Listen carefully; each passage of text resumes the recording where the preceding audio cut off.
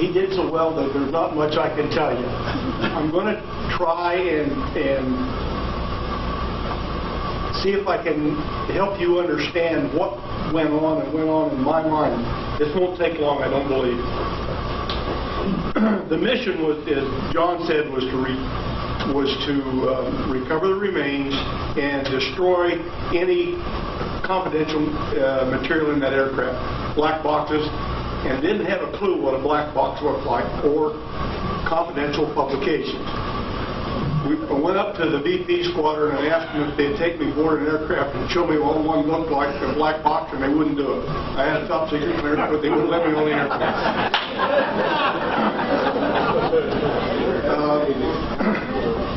One of the things that I insisted on when we started this thing was the Icelanders were trained on glacier work. They were good at it. They did it 3 and 4 times a year. They knew what to do in emergencies, and they were absolutely essential to us to go over there and go on that glacier. And I said that I didn't want to go. I didn't say I wouldn't go, but I said I didn't want to go without them. And there was some reluctance to take the Icelanders with us. They're good people, they're honest people, and they're hardworking people, and they're trained, well trained.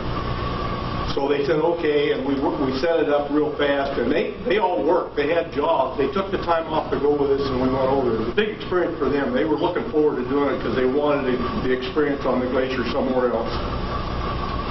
But one of the things I wanted to do was to make sure that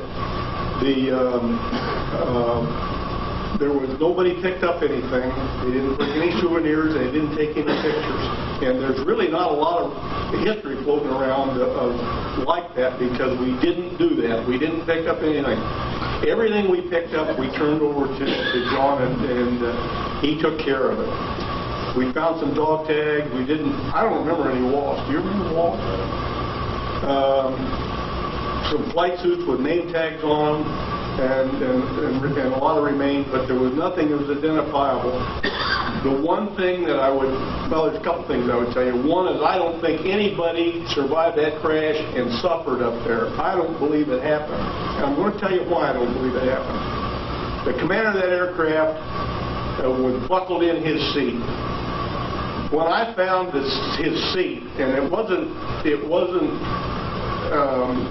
intact cabin like you would look at and you see him sitting there, you can tell what it was, but it was a seat, and he was buckled in. His 5-point harness was on, his jacket was in there, it was unzipped, the t-shirt that he was wearing was in there, and his name tag was on the jacket, and it was I call it a summer flying suit, but I think it was maybe a liner. I'm not sure exactly what it was.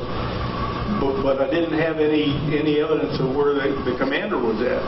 So as I continued to work through, I got to go back to something in just a second, but as I continued to work through the area that I was working through, I ran across the remains of the commander.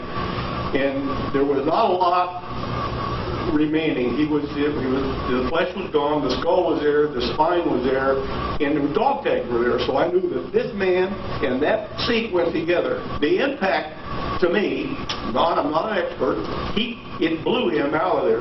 He went right on out. So I think they hit the ground hard. There was no evidence of a fire, and there was no evidence of an explosion. It just tore that aircraft apart.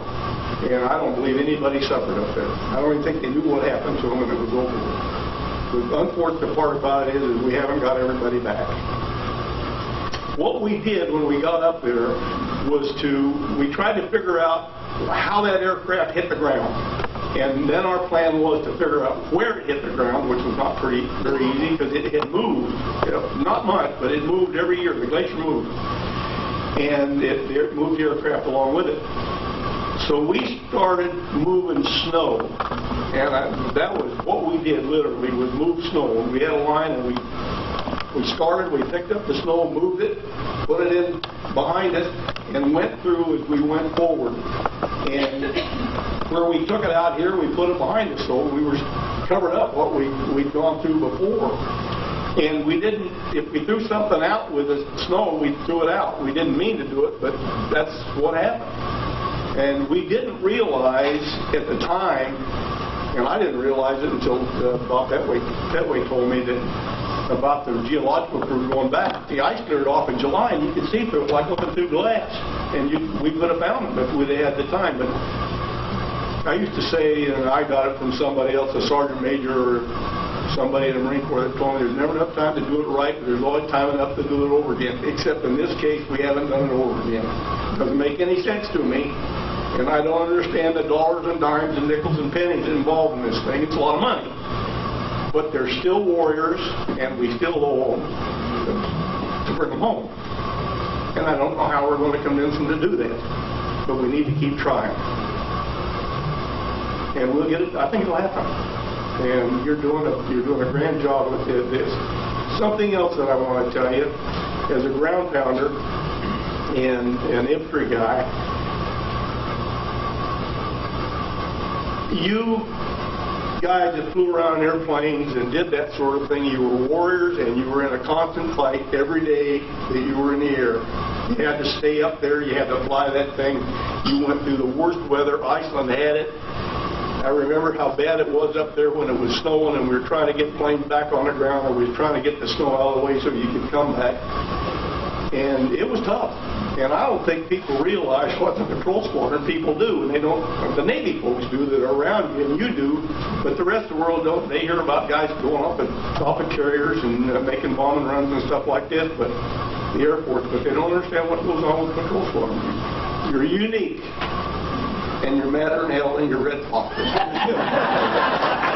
would hang around here and answer any questions that I can. I'll stay as long as you want to ask me questions. Yes, ma'am. Why couldn't you cover all? Say it again. Uniform? We brought everything back we found.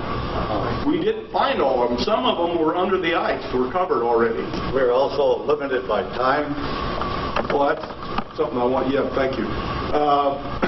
One of the concerns was when I walked out on the deck that morning of that back of that icebreaker, and I looked at the wall of ice that we had to climb up. I didn't know about the helicopters. He was a Navy guy. He knew about the helicopters. I was the guy that was supposed to get us over there, and I didn't know about the helicopters. But I looked at that wall, and it was incredible. It was massive. It was huge, and there were icebergs floating around. It was. I looked at it and said, I don't know how we're going to get up there, and if we get up there, I don't know how we're going to get down.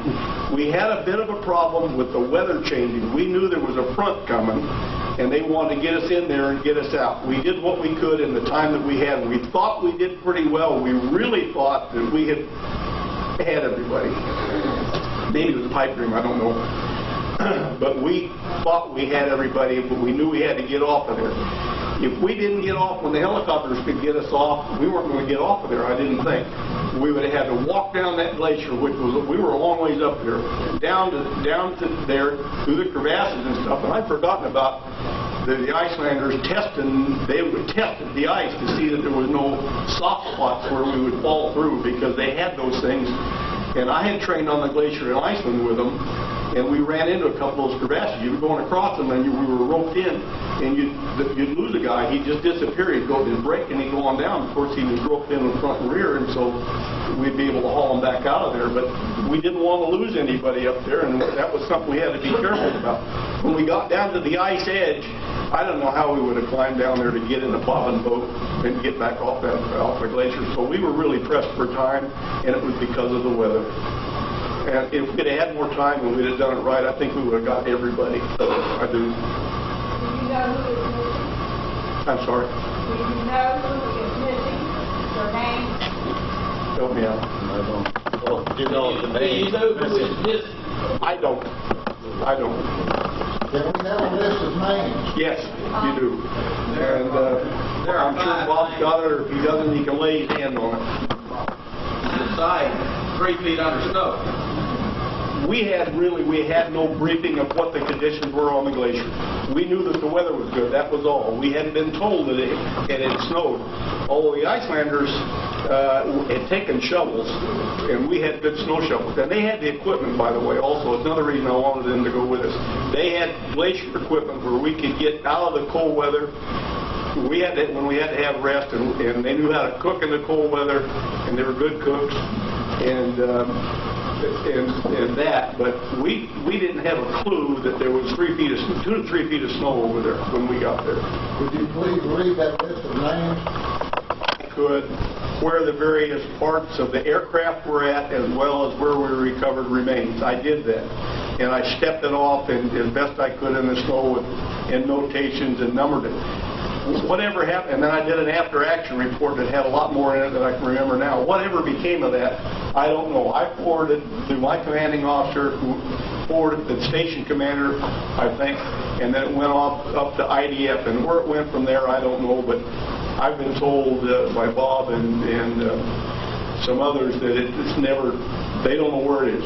If it went into the archives or somebody kept it or they never forwarded it, it may still be sitting in a box in Iceland. I don't know where it is. But that was done. We did do that. We did everything we could, and did it to the best of our ability. It wasn't good enough, and I don't apologize for it. We did what we thought was best and what we had and the time we had to do it. And we didn't, we weren't endangered except if the weather turned bad and we couldn't get off the glacier. That was the only thing. That was the only thing that was bad for us. What was the name of the plane commander? Cusick. Commander Cossack. All right. I won't argue with you. It's been a long time. Anything else? And if you want, and I'll stick around. If you want to ask me questions privately after, I'll be glad to answer them. Yes, sir. What's the elevation of the crash site? What's the altitude of the crash site? The elevation? 4,000. Well, 2,300 feet. yeah, I was going to say 2,400.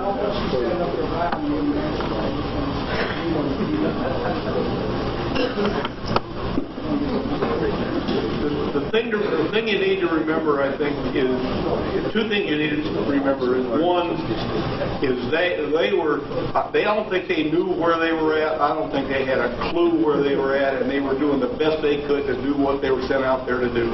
And they were in the suit, and they hit the ground hard, and they died instantly. They didn't suffer one bit.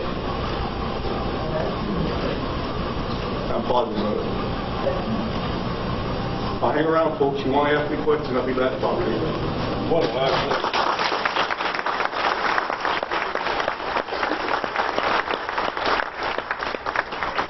I thought about that mission many times, and there's other things that I thought about too from other times also. But I was always sorry that, and I didn't know that we didn't recover everybody until I got the call from Don Latimer. There was no feedback of what we had accomplished or not accomplished, and so I didn't know anything.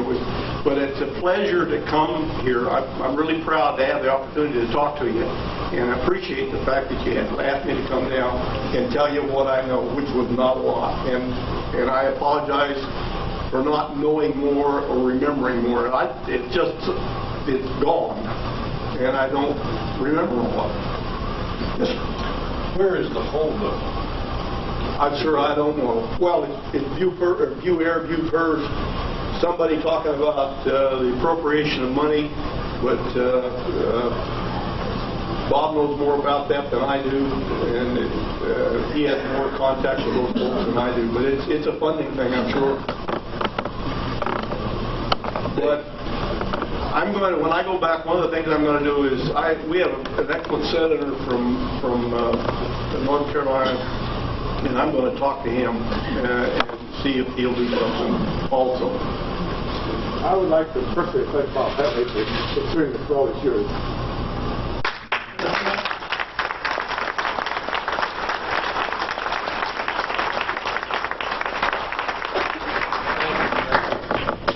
I just wanted to say that the latest word that I had from my contact within the Department of Naval Personnel is that this coming Monday, April 26th, the Chief of Naval Personnel, who's a Rear Admiral,